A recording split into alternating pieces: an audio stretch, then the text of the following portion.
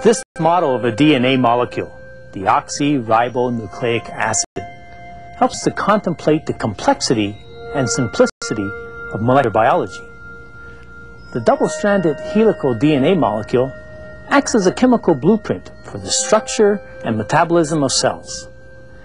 Segments of the DNA instructions coded by the organism's genes can be copied or transcribed.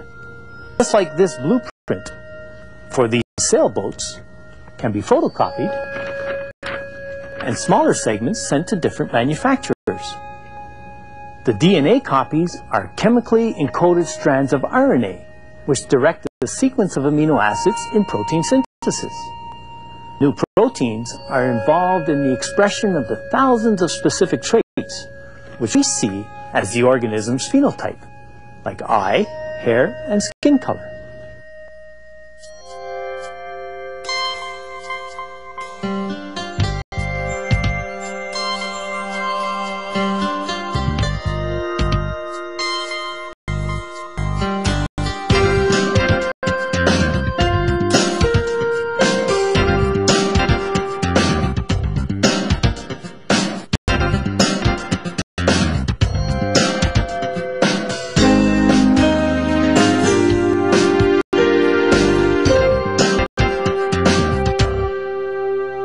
Every somatic cell of an organism has an exact copy of the deoxyribonucleic acid, or DNA strand, that codes for the genotype of that organism.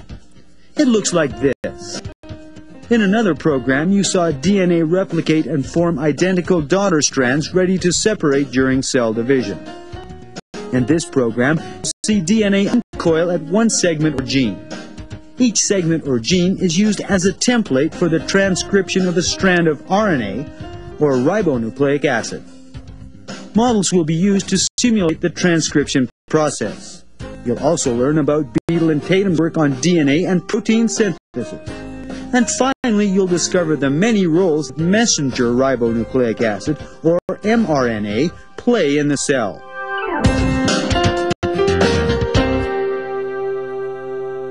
Remember that DNA is deoxyribonucleic acid, made up of double-stranded linked nucleotides. But what is RNA? RNA is made up of linked nucleotides also, Corey. But they have a different sugar, ribose instead of deoxyribose, hence the name ribonucleic acid. Now, here's a model of a nucleotide of DNA with the base guanine. The phosphate is attached to one end of the sugar, and the nitrogen base to the opposite end. Now, look what happens when I replace the deoxyribose with the ribose. Now I have made an RNA nucleotide with the base guanine. I see. Phosphate is the same, and the nitrogen base part, which makes it guanine, is the same in both molecules. Right. Now, here's a model of a DNA molecule. The double-stranded molecule is twisted into a helical shape. RNA is a single-stranded molecule. Now, it would be good for you people to notice some of the similarities and differences between RNA and DNA as we go through the process of transcription. But first, let's start with the review of DNA replication. The template mechanism of DNA replication proposed by Watson and Crick involves specific base pairing. Adenine pairs with thymine, and cytosine pairs with guanine. The two strands separate and serve as the template for new complementary nucleotide bases. And several enzymes are involved in catalyzing this semi-conservative model of replication. Oh, that's well done, Corey. Now, Bibi, what's the result of this process? Well, replication gives the cell two identical DNA strands. The genetic material is now ready to be passed on to the next generation. So we need an exact copy, or there will be an error in the message. What if there is a mistake? The flow of genetic information from the genetic material must be accurate. If it isn't, a mistake may ultimately show up as an error in cell structure or function. This can result in a genetic disease. However, not all mutations are harmful. Some are actually beneficial to the organism, and some have no effect whatsoever. So what is the role of RNA? RNA is involved in the synthesis of proteins, a very important function. And here's how it works. The code for a specific protein is in the DNA molecule. This code is transcribed to a molecule of RNA. This molecule is called messenger RNA because it takes the message from the nucleus to the cytoplasm, where, with the help of two other molecules, ribosomal RNA, and transfer RNA, the protein is actually synthesized.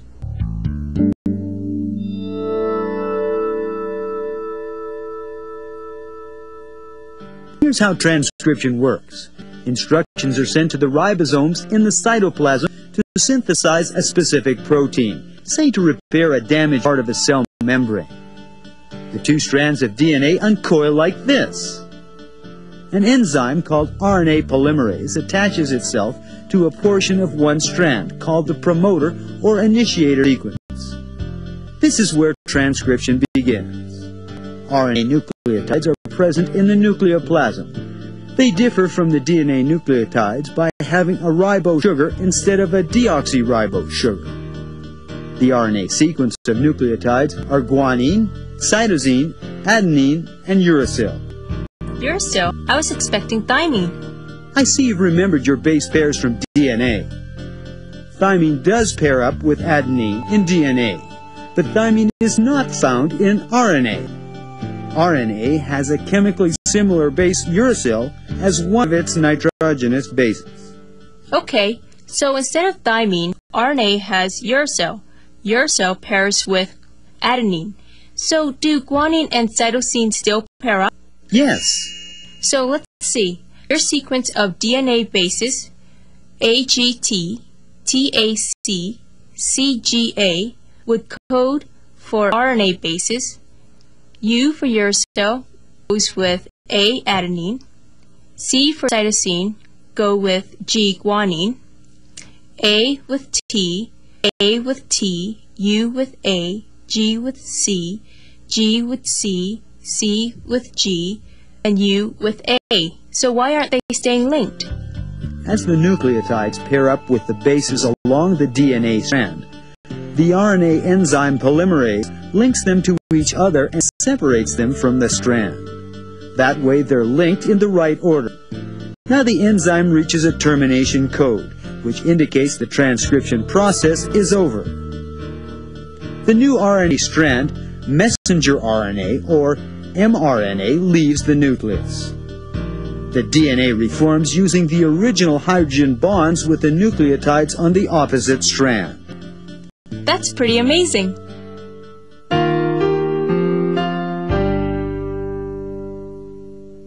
There are three key principles in molecular biology that explain DNA and gene expression in an organism.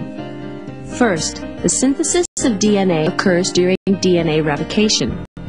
Second, DNA does not act directly, but codes for the synthesis of RNA, ribonucleic acid molecules, in a process called transcription. Third, the decoding of RNA messages occurs during protein synthesis, where the messenger RNA nucleotide sequence is translated into a protein. Thus, DNA regulates cell activity and specifies an organism's phenotype by directing the synthesis of proteins. How did researchers make the connection between DNA and proteins? That was done by studying simple organisms, like the bread mold. But before we look at the history of the research, let's review the structure and function of proteins and enzymes.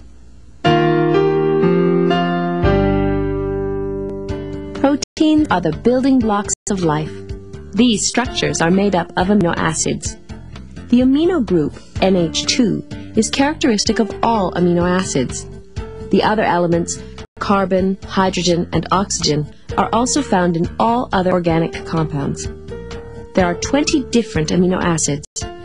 Condensation reactions, which result in the loss of a water molecule, occur between the amino group of one amino acid and the acid group of another amino acid.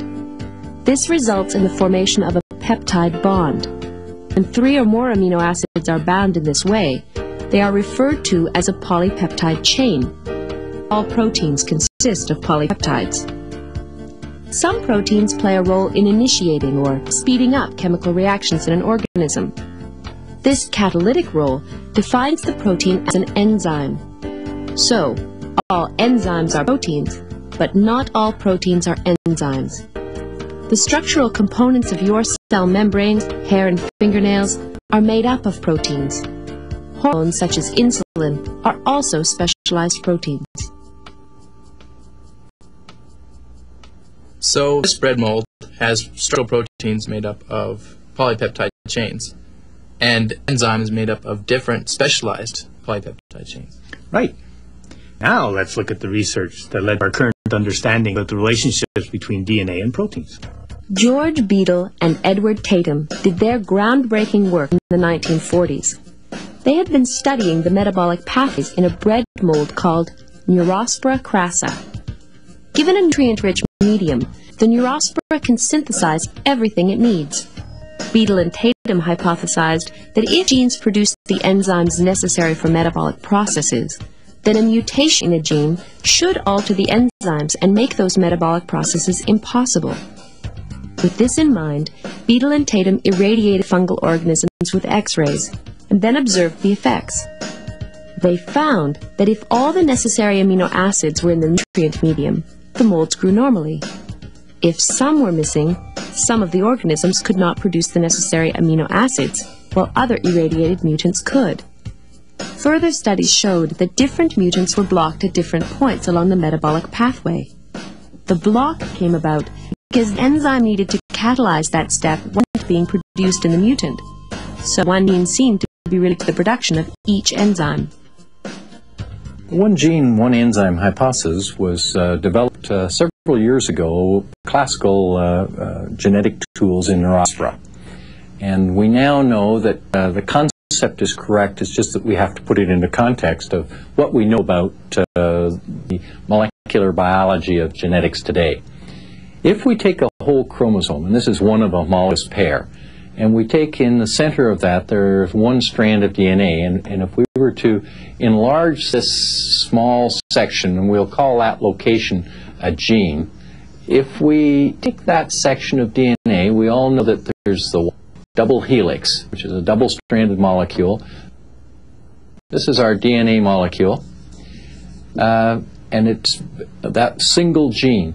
What we know is that the dogma that was developed indicates that that molecule serves as a template for a messenger RNA molecule that is a mirror image of one of the strands, and in fact it is synthesized complementary to the base pair analysis of one of those strands.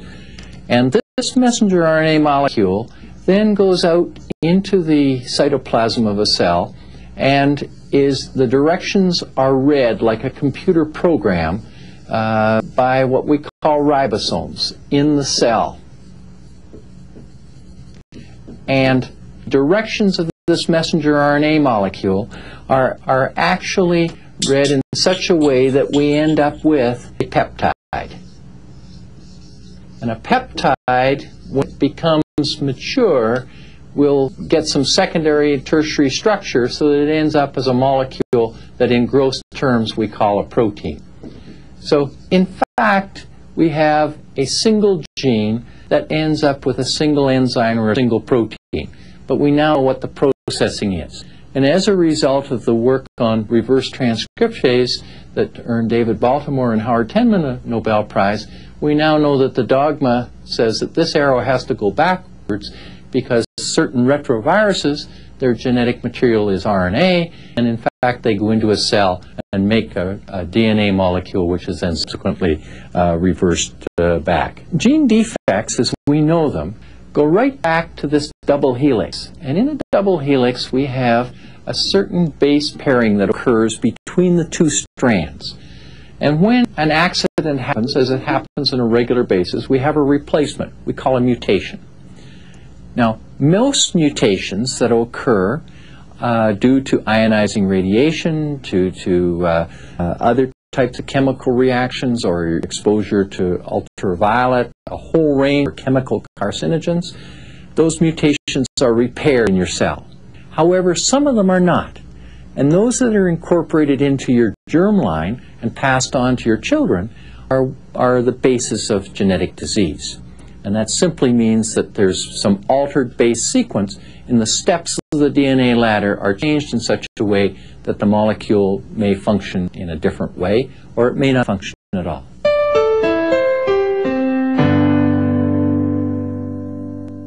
What gene therapy essentially is the introduction of foreign genetic material into some cells of the body. An example would be that you put in a gene that produces a protein that the individual is deficient in. In diabetes, you would be putting in the gene for insulin. Gene therapy could be used to treat AIDS by making immune system cells resistant to HIV, the virus that causes AIDS. Gene therapy could also be used to enable the patient's cells to destroy the infected cells by increasing the body's immune response to these elements. Gene therapy raises several ethical issues. Certain groups oppose procedures which artificially change or manipulate the inherited makeup of an organism. Are you ready to compare DNA and RNA? Ready. Use this chart if you wish. Okay then. Corey, you can start dictating. Okay, under DNA, the sugar, we have deoxyribose as part of their nucleotides. And for RNA, we have ribose sugar. Good, and next to the strands, put double helix for DNA. And RNA is a single strand, so put single. Will the RNA be coiled too? Good question, Bibi. RNA is a single-stranded molecule, so it doesn't have a helix structure. However, sometimes it can coil on itself. What's next? Size. Well, DNA is relatively large compared to RNA, which can be a single-stranded replica of just one small part of DNA. So I would put small. And next is site. DNA is found in the nucleus,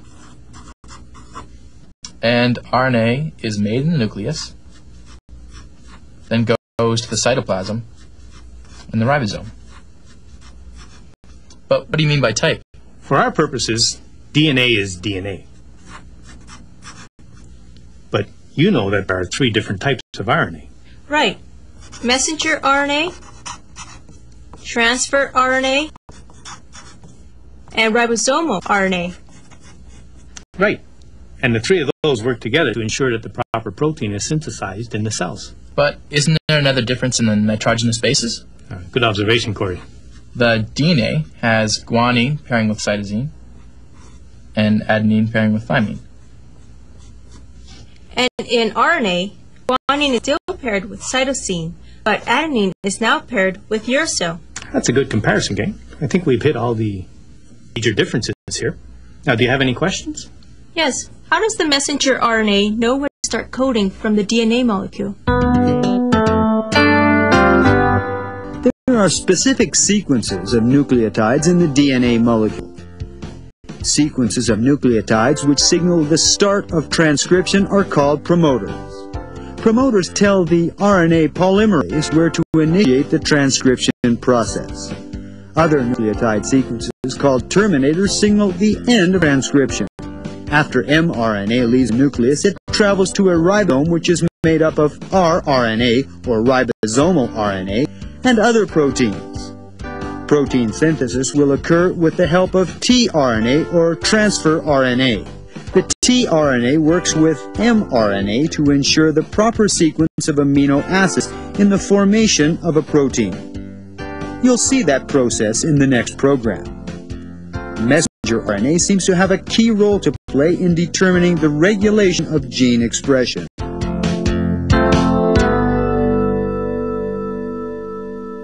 What have you learned about messenger RNA in your research? Well, we're learning that messenger RNA actually has many functions in addition to coding for the protein.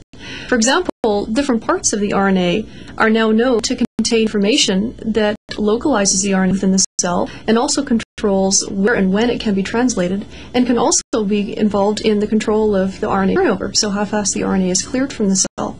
And these are all located in sections of the RNA that don't code for the protein and were originally thought to be very boring parts of the RNA molecule. Now we know that they're very interesting. What is the significance of these findings? Well, that means that once we understand enough about how RNA is regulated in terms of when it's translated, where it's translated, and how quickly it's cleared from the cytoplasm, we then might be able to exploit this knowledge to develop new kinds of genetic therapies for many kinds of diseases. If mRNA is not just a strand of codons to be translated into proteins, give it a new name? I don't think so. I think messenger RNA is pretty entrenched in the historical linguistics of molecular biology. But I do think that people like Christiane Nestlé-Volhard, who won the Nobel Prize last year for part of the work she did on messenger RNA, she has really brought to people's attention that RNA is a very interesting molecule and it has a lot of different functions associated with it. Let's see if we can use these models to simulate the process of transcription. The genetic information from this DNA will be transcribed to form a messenger RNA molecule. Here's how it works. Maybe you can help me with this. Just like the initial stages of DNA duplication, the DNA molecule will uncoil and then separate. Now an enzyme, RNA polymerase, will attach itself to a promoter sequence on the DNA molecule and initiate the process of transcription. Complementary RNA nucleotides are floating around in the nucleoplasm of the cells. Enzymes will place these nucleotides according to the leading strand of the DNA. The RNA nucleotides will form temporary hydrogen bonds with the DNA nucleotides based on the pairings, cytosine with guanine and adenine with Uracil. Good, and that's because we're forming RNA. right, which is being coded for from DNA. Good. Now the enzyme RNA polymerase will link these nucleotides to form a single linear sequence.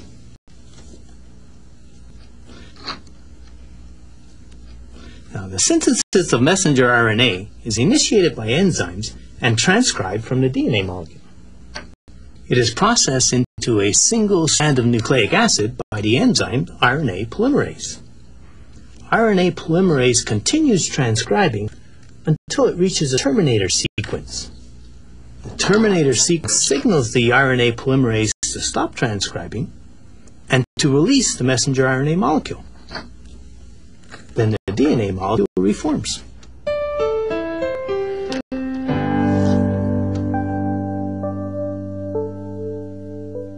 You mentioned that mRNA plays a role in cell growth and programmed cell death. Could you expand on that a little bit? Well, in terms of cell growth, we know that messenger RNA can code for proteins involved in cell growth, so that's the traditional way of viewing messenger RNA function.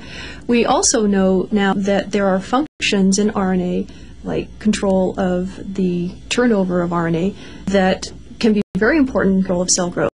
Because if the RNA codes for a particular protein that has a critical role in cell growth, when that RNA is there in a very long time in a cell, you have a lot more of this protein around. And so there are RNA functions that are very important for control of cell growth. Could some cancers exist because of errors in mRNA? Certainly. A lot of tumors have a translocation of a gene called c-Myc, and a translocation is a swap of c-Myc with parts of another gene. And a lot of these translocations result in c-Myc RNA that hangs around in the cell for far too long a time. In normal cells, c-Myc RNA is turned over very rapidly, but it's very much stabilized in tumor cells. And we don't know how this really works, and this is a very important new area for cancer research. It's now known that exceptions to the rule of transcription do exist. Certain RNA viruses, called retroviruses, can produce DNA by reverse transcription. They can also replicate their RNA molecules. Human immunodeficiency virus, or HIV, is one example. How do RNA viruses infect the cells? Here's a good diagram. Now, of course, there are many RNA viruses, and they all have different replication strategies. This is a virus, such as HIV. The virus needs to get inside the cell in order to replicate. The first step would be interaction of the virus with the cellular receptor. After interaction with the cellular receptor, there is a fusion event that takes place between the virus envelope and the host cell plasma membrane. Okay? The result of this event is the release of the capsid, of the virus capsid, into the cytoplasm of the cell. And of course, you can see that this is the genome of the virus. After that, the reverse transcriptase is activated, giving rise to an RNA-DNA hybrid. Okay. Subsequently, you have a double-stranded DNA structure that is circularized and is integrated into the whole cell chromosome like that. Now, so as the cell divides, of course, you can see that the DNA, that the virus DNA, also divides. And then we have a transcription event, meaning that the DNA is transcribed into RNA. And there's only one kind of RNA, but they serve two functions. They can serve as messenger RNA. In this case, proteins would be made, or they can serve as genomic RNA. Now, the genomic RNA is then encapsulated by these proteins, giving rise to a capsid structure containing the genomic RNA. Two strands of genomic RNA is capsidated per capsid. And of course, the final event would be the budding event, where you have the capsid enveloped by the virus envelope. The envelope of the virus, as you can see, is derived from the host cell. So here you have essentially a complete cycle. Messenger RNA is a fascinating molecule, but it's only part of the story, isn't it? That's right. The molecular basis of heredity, from genotype to phenotypic expression, involves the three stages shown here: DNA replication, transcription, and translation. And that whole process requires enzymes and many other proteins. Right. So this part of the story is equally important. Exactly.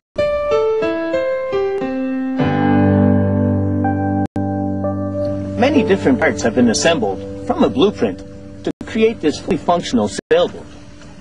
The same is true in living organisms. Only when each constituent part of the whole is complete can there be full expression of the genetic code. In this program, you have considered the second principle of molecular biology, transcription, or getting the message out, whereby an RNA copy of a DNA code is constructed and sent out of the nucleus to the ribosomes. Translating the nucleotide code into the language of amino acids or protein synthesis forms the basis for the next part of the great molecular biology story.